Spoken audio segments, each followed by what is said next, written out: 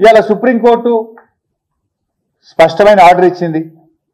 అక్కడ ఎలాంటి చర్యలు, ఎలాంటి యాక్టివిటీ చేయొద్దు, యాజ్ ఇట్ ఈజ్ నిలిపివేయండి అని చెప్పి సుప్రీంకోర్టు చెప్పింది.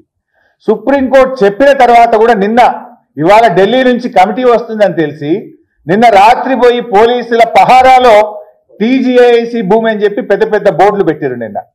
ఇది కూడా సుప్రీంకోర్టు ఉల్లంఘన కిందకే వస్తుంది. సుప్రీంకోర్టును ఖతారు చేయకుండా, సుప్రీంకోర్టు యొక్క డైరెక్షన్ ను లెక్క చేయకుండా నిన్న పోయి ఈ భూములు టీజీఐసికి సంబంధించినవనే బోర్డులు నిన్న బిగించారు. ఈ విషయం కూడా కమిటీ దృష్టికి తీసుకుపోయినాం.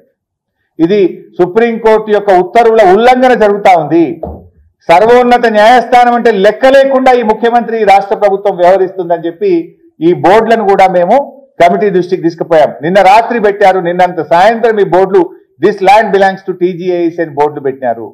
Supreme court said not to do any kind of activity, ఏమీ చేయొద్దు అక్కడ, as it is stand still అని చెప్పిన తర్వాత సీసీ కెమెరాలు పెట్టుడు, టీజీఐసికి సంబంధించిన భూమిని బోర్డులు పెట్టి సుప్రీంకోర్టు ఉత్తర్వుల ఉల్లంఘనకు పాల్పడ్డారన్న విషయాన్ని కూడా ఈరోజు మేము కమిటీ దృష్టికి తీసుకుపోయాం.